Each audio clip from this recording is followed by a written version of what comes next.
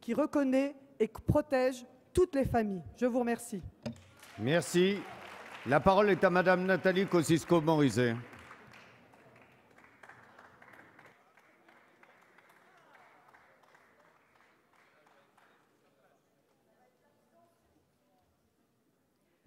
Monsieur le Président de l'Assemblée nationale, Monsieur le Président de la Commission, Mesdames les ministres, Mesdames et Messieurs les députés, chers collègues. Il ne s'agit pas ici d'être moderne ou ancien, progressiste ou réactionnaire. Merci. Il s'agit de répondre concrètement aux aspirations de couples de même sexe, sans nier l'attachement de nombreux Français à l'institution du mariage comme union d'un homme et d'une femme dans le but de fonder une famille. Y répondre sans dogmatisme, sans hypocrisie, sans idéologie. Deux sujets sont imbriqués dans ce texte. L'union d'abord, la place des enfants ensuite. Maire d'une ville comme nombre d'entre vous, je célèbre des mariages, je rencontre les futurs époux, je partage leurs projets de vie.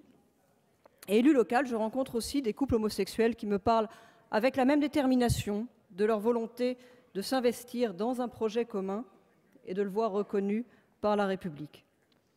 Cette aspiration est légitime et nous devons la pleine reconnaissance de l'union aux couples de même sexe. Le Pacs fut une première réponse. Il a offert aux couples de même sexe un cadre d'organisation d'une vie commune, des droits, des obligations de soutien entre les contractants.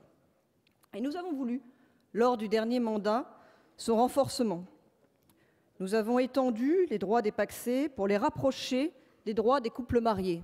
Ça a été en 2007, la suppression des droits de transmission à l'occasion du décès d'un des deux pacsés. En 2008, dans la loi de modernisation de l'économie, la possibilité de transmettre son entreprise entre des partenaires pacsés. En 2010 et en 2011, la possibilité de régler les différends non plus devant le juge administratif, mais devant le juge aux affaires familiales, ou encore la possibilité de signer son Pacs, non plus au greffe du tribunal, mais chez le notaire.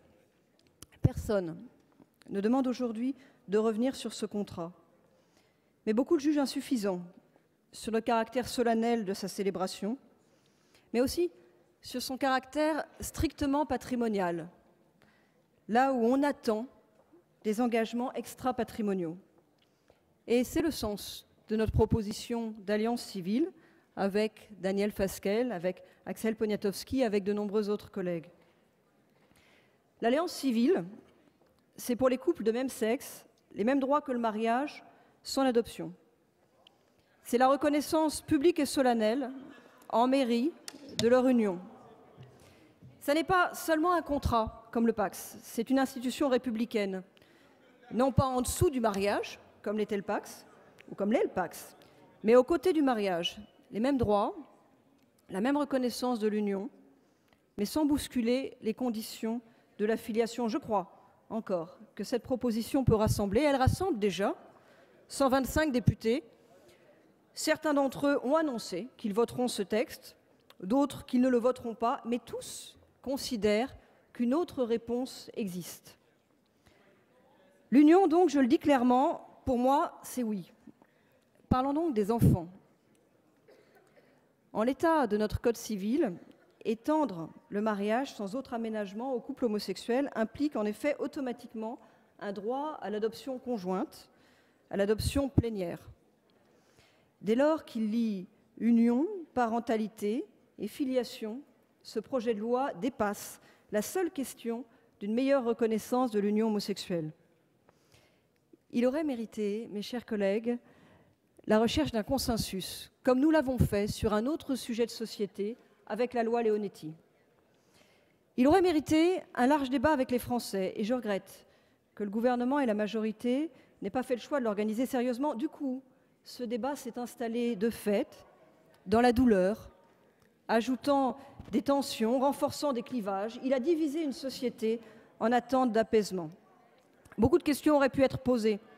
Accompagner les recompositions familiales, sécuriser dans ce cadre les parcours de vie aujourd'hui de plus en plus complexes des enfants, le statut du beau-parent et surtout comment répondre aux besoins de connaissance de ses origines. Je voudrais m'arrêter un instant sur ce point. Pour beaucoup d'entre nous, en effet, la réponse à la question « D'où vient-on » est évidente. Nous savons qui sont notre père et notre mère. Mais l'expérience des enfants nés sous X ou issus d'une FIV, en quête de leur origine, doit nous instruire. Nous sommes déjà confrontés à leurs interrogations, à leurs inquiétudes, à leurs souffrances. Je connais comme vous de ces adolescents ou de ces adultes qui portent comme une plaie ouverte, quel que soit l'amour qu'ils ont reçu par ailleurs de leur famille, la recherche de leurs origines. Et le législateur est régulièrement sollicité sur la levée de l'anonymat. La procréation médicalement assistée pour les couples de même sexe et la gestation pour autrui nous entraînent toujours plus loin sur cette voie. Et elles sont pourtant inscrites en petits caractères dans le texte et même en noir sur blanc, Madame la Ministre, dans la circulaire que vous avez signée la semaine dernière. Elles sont, je crois, la suite logique de ce texte. Le projet de loi sur la famille que vous annoncez nous donnera peut-être l'occasion d'échanger sur ce sujet de la quête des origines, mais on voit combien ce débat complexe aurait dû être un préalable au projet qui nous est présenté aujourd'hui. Parce que la question, ce n'est pas la capacité des couples homosexuels à élever des enfants. Bien des couples de même sexe élèvent aujourd'hui, de fait, des enfants dans des conditions qui n'ont rien à envier à certains couples hétérosexuels.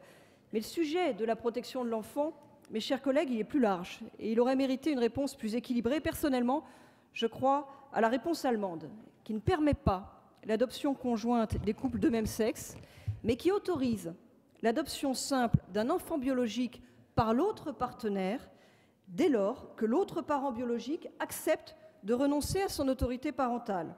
Cette solution respecte à la fois le besoin de connaissance de ses origines et la reconnaissance du nouveau lien créé dans le cadre d'une recomposition de la famille. C'est une base de discussion adaptée et protectrice pour l'enfant. Chers collègues, ce texte part bien et finit mal.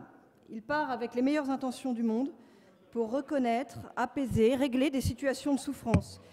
Il débouche sur des situations identitaires et filiales qui peuvent créer des incertitudes et d'autres souffrances.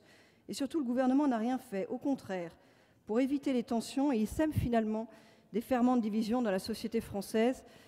Mesdames les ministres, mesdames et messieurs les députés, il est encore temps de trouver la voie du rassemblement des Français, un rassemblement qui tiendra compte des réalités de notre société, toutes les réalités, et je proposerai avec d'autres collègues des amendements